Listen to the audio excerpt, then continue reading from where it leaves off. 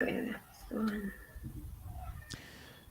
alaikum wa rahmatullahi wa barakatuh, and welcome to our online matric revision sessions on Facebook and YouTube channels, where we are endeavoring to cover the length and breadth of the matric syllabus, in a sense, and that is online with experienced tutors. You're welcome to share these videos, like and subscribe to the YouTube and Facebook channels.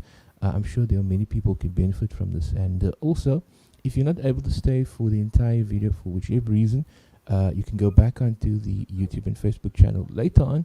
They will be there. These videos remain up there. So this is today we're looking at Afrikaans, paper 2, session 1, and your guide on this journey is Muslima Ismail. Muslima, assalamu alaikum wa rahmatullah, and welcome.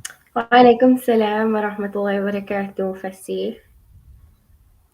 Shukran so much for joining us, and I think I'll leave it up to you to proceed. Fadal. Okay, شكرا.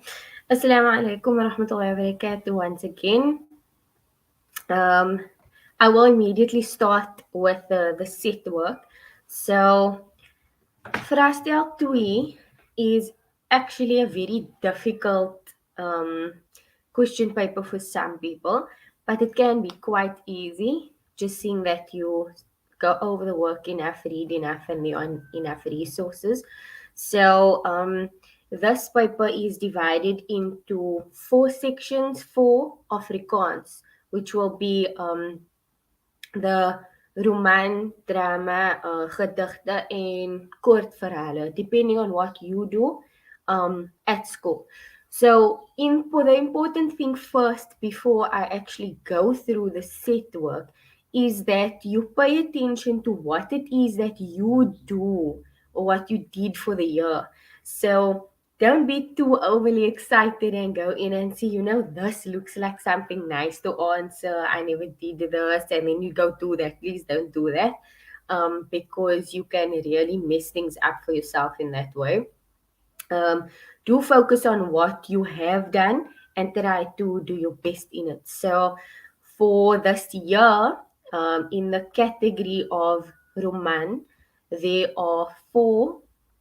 There's 4 novels. A roman is like a novel. Um, there are 4 options, which is Krang en Bosmulanders, Hannah Hukum en Linse Langstan Skuna. Then for drama, there's 3 options. Most popularly is Vilas se Kind. Then also we have gedigte. So this 10 gedigte is very important because often we don't understand how to navigate poems. So try, especially with Afrikaans, just try to do not soek lees, just do lees. Try to understand, try to comprehend everything that's going on, take all the words in, write down words that you don't understand and look up the meaning for that while you're doing a revision and while you're going over your work. So that will definitely help you a lot. Um, that's just some things to start off with. Um, and then kortverhale. So kortverhale is if you don't do a roman, then you will do kortverhale or sometimes dramas. Then this is actually very nice because it has many lessons for you to learn in there. So the only thing that I can say for this is to really just read. Um, Otherwise, something else also that you can do is just go through different texts online. They are available, or you can even contact me just to find out what you can do. um, and then alternatively, if you don't really understand what is going on, even after you have looked up all of the meanings, try to look the meanings up in the Afrikaans dictionary. So you get a very good one is the Haatia. So the ha'atia gives you meanings of words, different Afrikaans words, but also helps you with more vocab.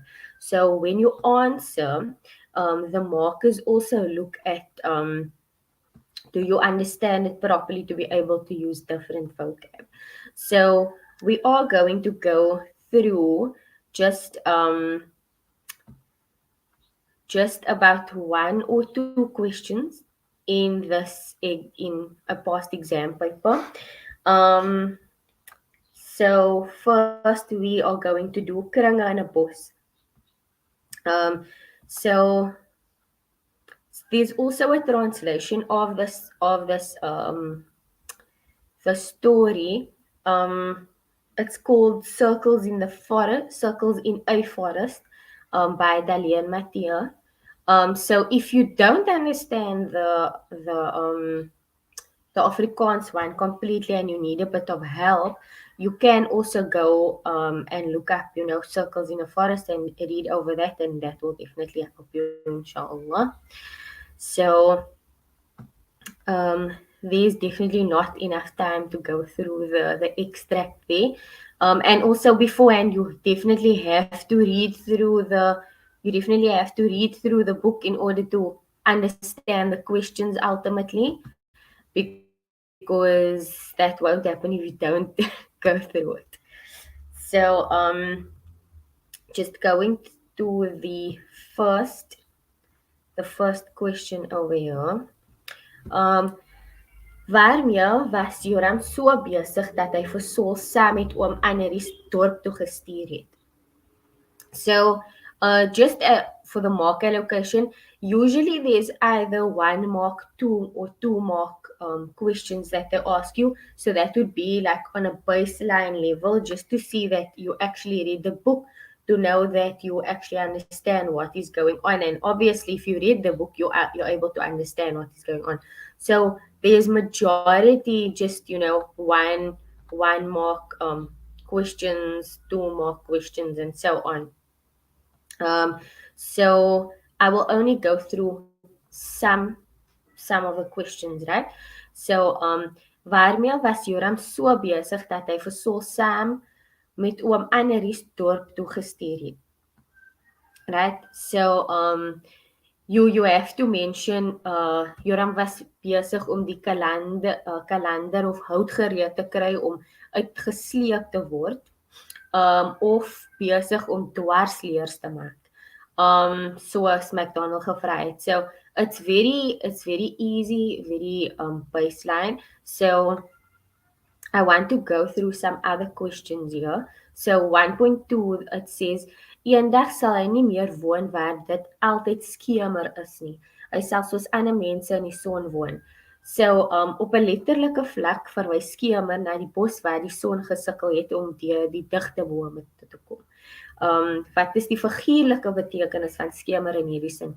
So letterlik en figuurlik is literal and figurative. So figurative or figuurlik, you also call that sometimes they refer to it as a metaphor or metaphorical. So you have to understand when I speak about figuurlik, it's almost like a deeper meaning. So what does that refer to, but it's not obvious in me. So that's what figuurlik is, right?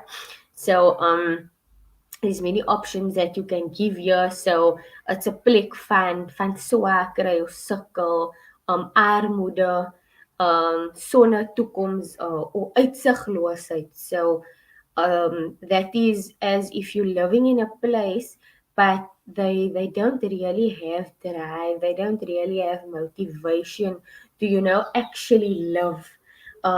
It's also a plek van onkunde, skemer.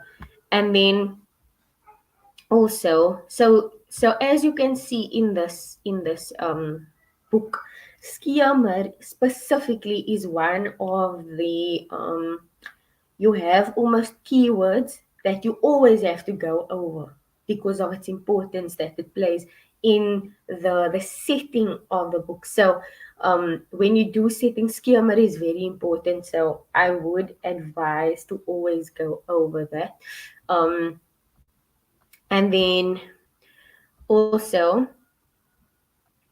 ja, ironie. So at 1.5 tydens Sol se tweede besoek aan die dorp het hy ook vir die eerste keer die see gesien. Hy het homself beloof dat hy sy vryheid op 'n skip op die oop see sou kry. Right? He promised himself that he would have his freedom on a ship on the open sea sailing. Waarom is hierdie belofte ironies as jy aan die einde van die roman dink?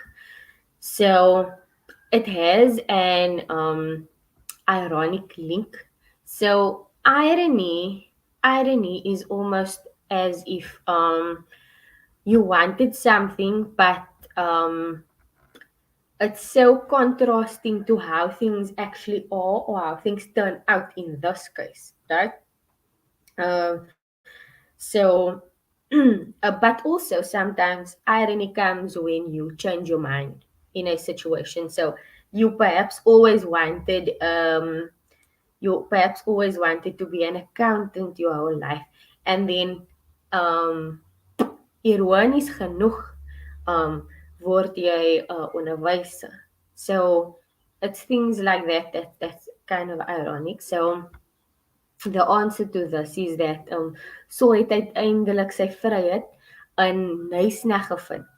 So hy het terug Nysna toe gegaan en hy het nooit met die skip weggegaan nie. So in that way it's ironic because he is the one that actually changed that for himself, right?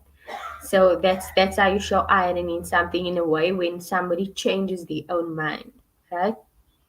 So for these things to focus on is letterlik en figuurlik ironies also. So while you read through kort verhale, roman, drama, you actually look for these things, you read through it, you ask yourself questions, and then you answer these questions based on what you read. That will definitely help as well, even just for your understanding. And then also,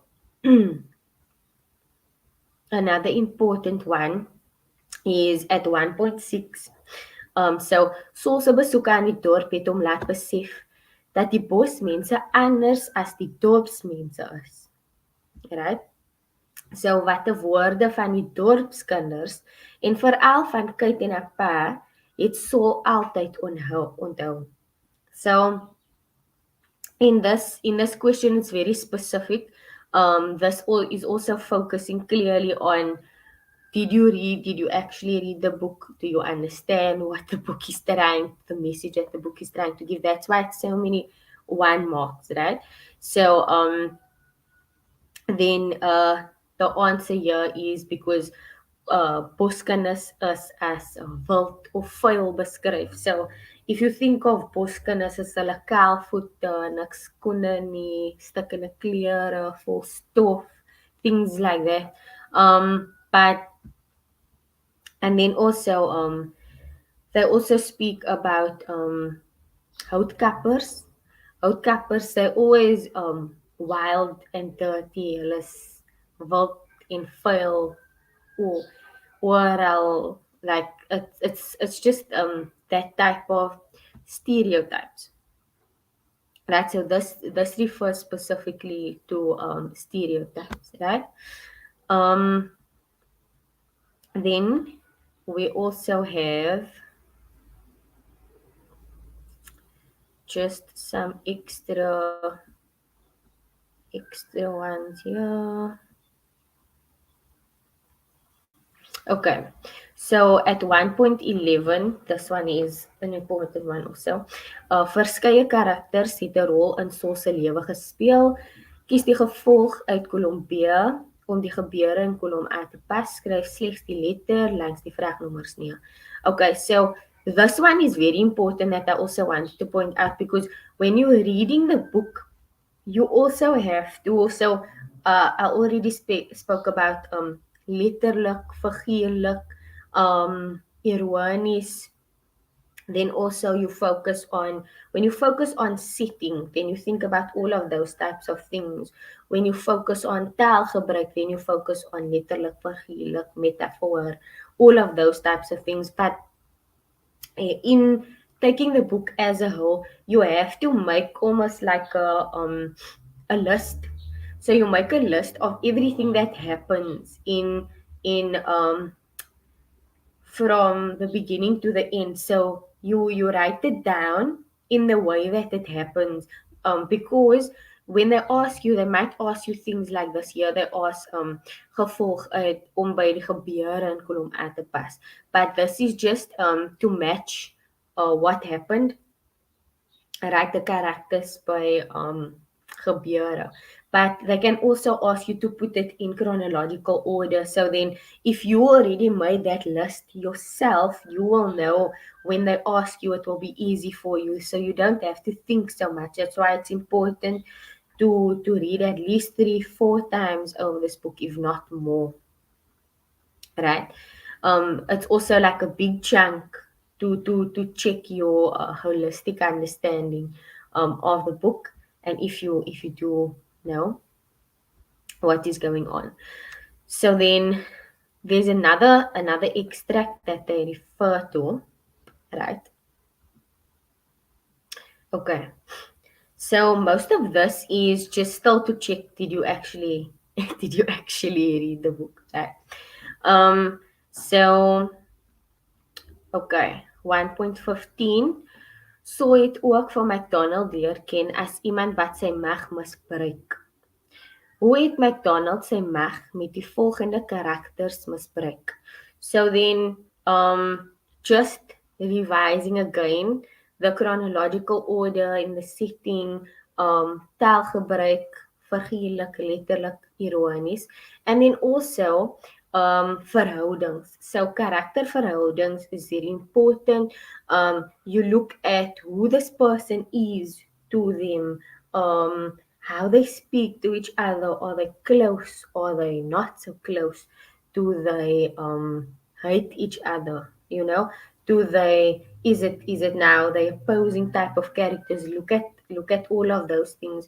Make a list of their types of things. Even though it might not be in here, they don't put all of the characters down in this list. It is very belangrik to check that the relationships between each person and the wolf character, so that you can understand. If they ask you anything about that relationship, they might ask some kind of memory, maybe that activated something, or they can also ask what perhaps bruised their relationship. So make a list of that type of relationship. So ja, hoe het McDonald sy mag met die volgende karakters misbruik? So the first one is here by Kate in 1.15.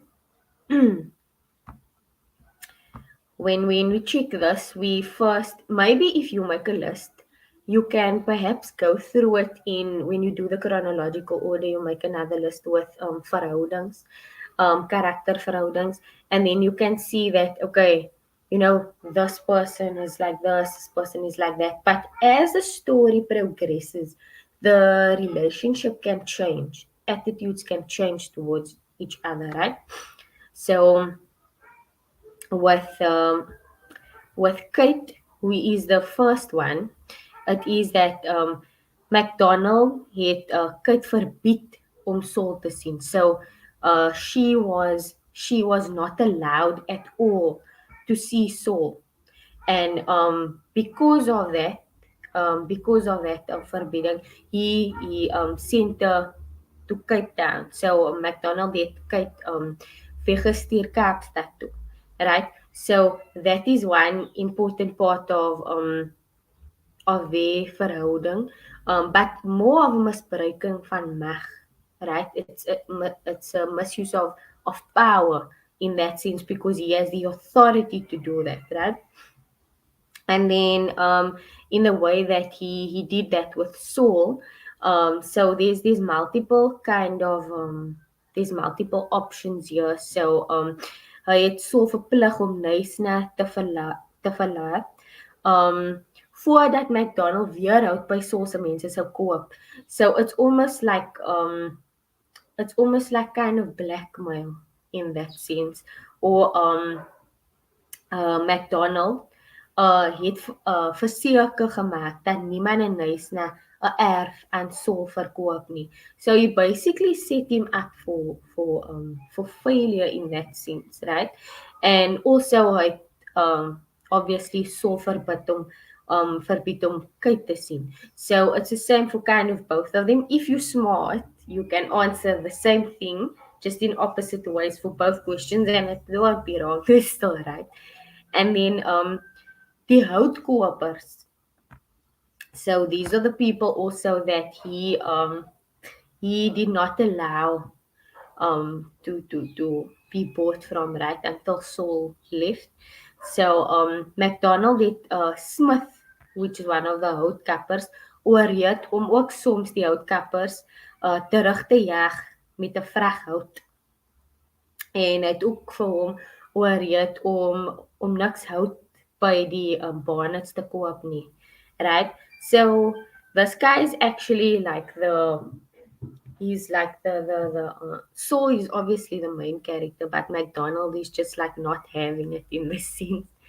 So he was just not having it right, and then he did all of these things to get in his path, right?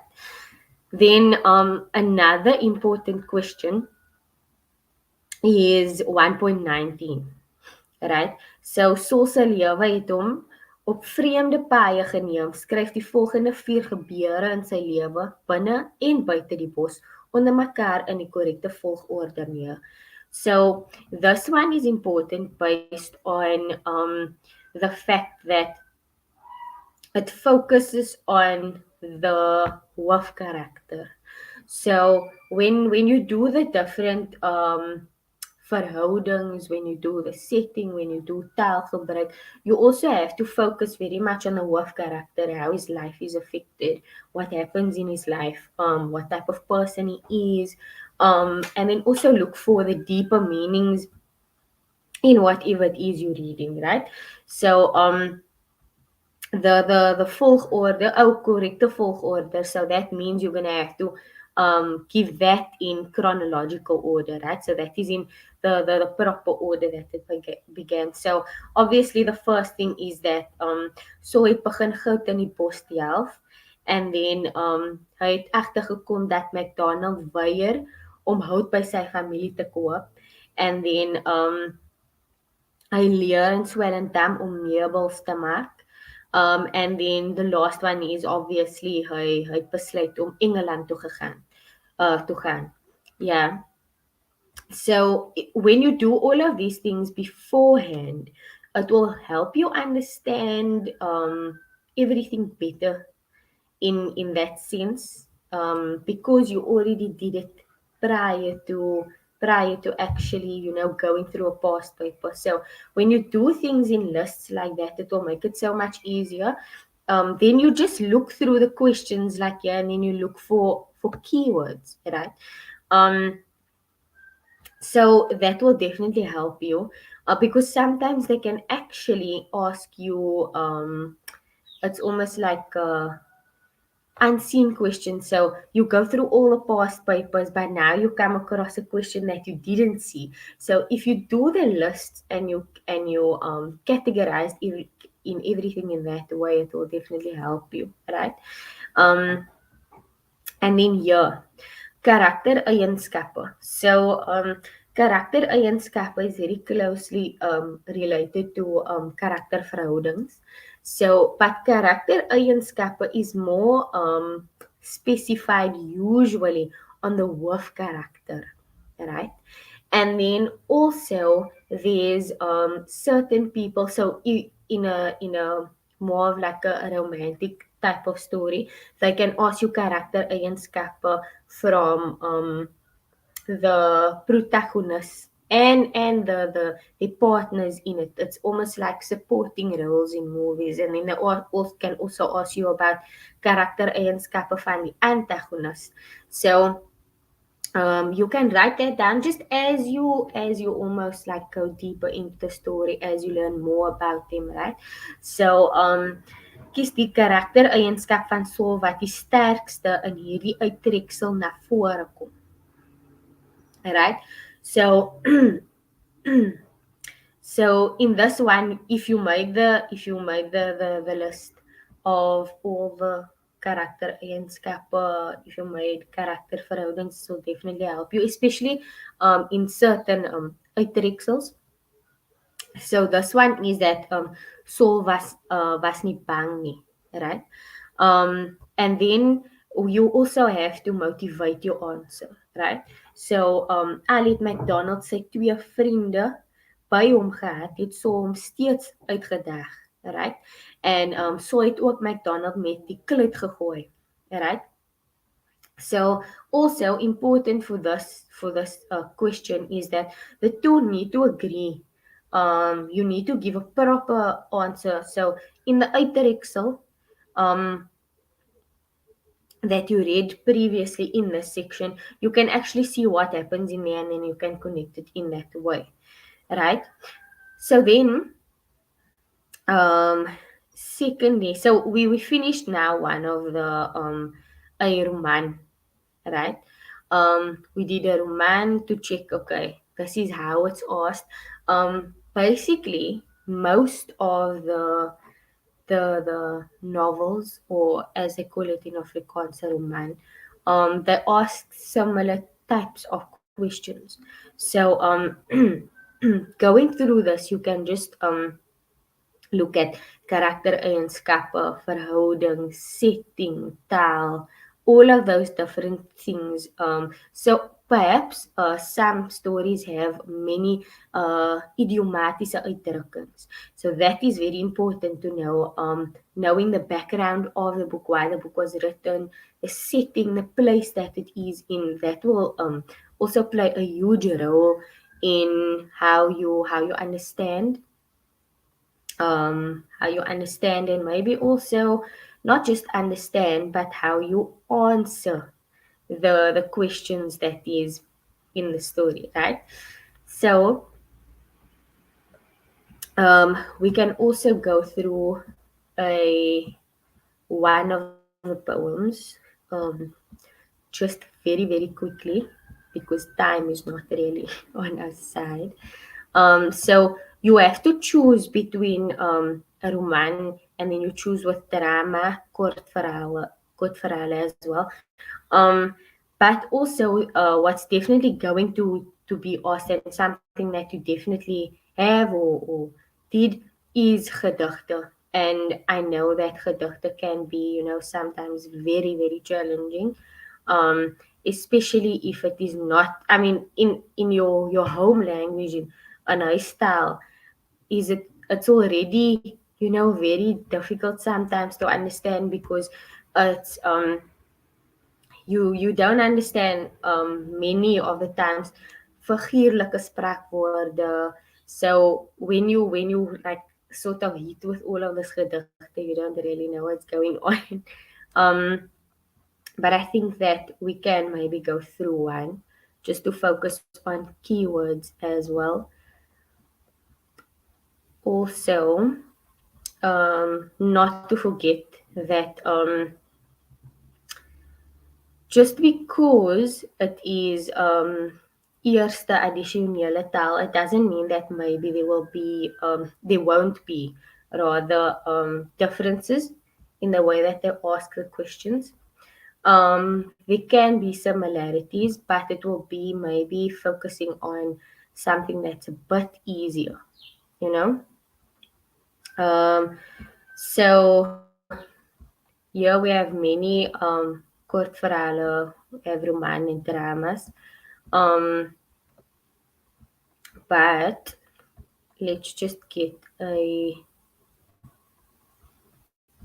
gedig, right?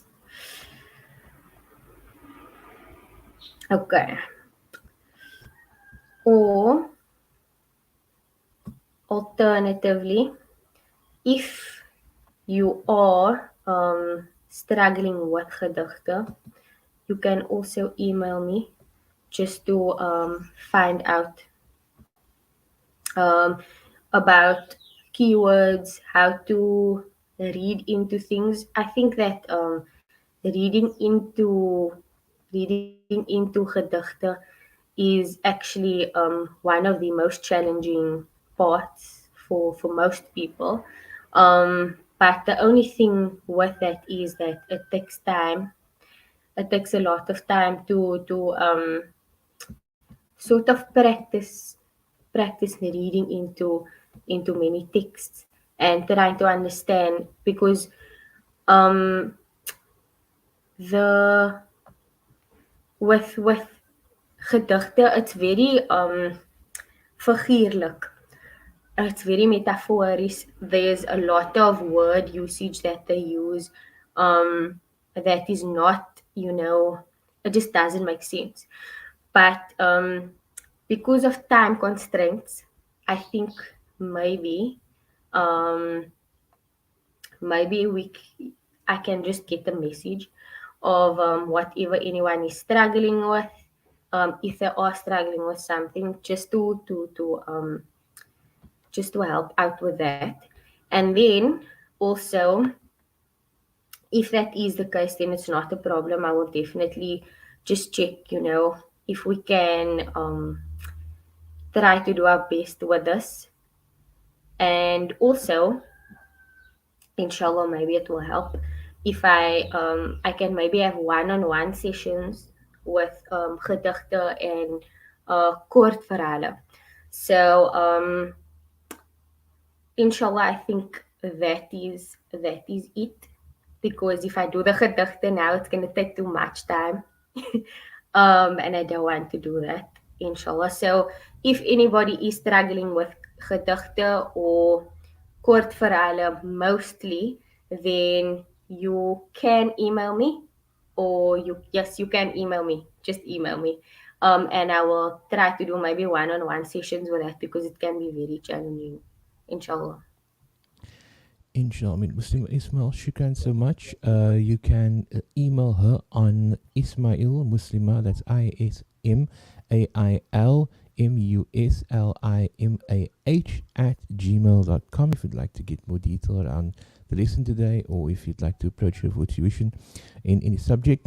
And of course, these videos will remain up on the YouTube and Facebook channel. Someone asked me, yeah, yes, right, it's not live on the comments because it's Saturday, the 23rd of October. Yes, we are live that early in the morning.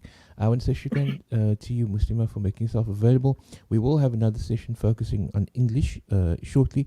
And of course, as we mentioned, if you come in the middle of the stream, or you're not able to stay for the entire stream, you're welcome to go back onto the channels and find these videos. And also, please do share them with others who might need them as well. Once again, wassalamu alaikum wa rahmatullahi wa barakatuh. And of course, you can also, in addition to checking out the YouTube and Facebook channels, for this particular subject, there are various others. We will be looking at physics. We were looking at mathematics and continue to do so, and various other subjects. So the scope is quite wide. Yesterday we did business sciences. You can go back on the YouTube and Facebook and check it out there as well. But for now, we're going to take a break, and the next time we chat, inshallah, we'll be talking English with Muslima Ismail.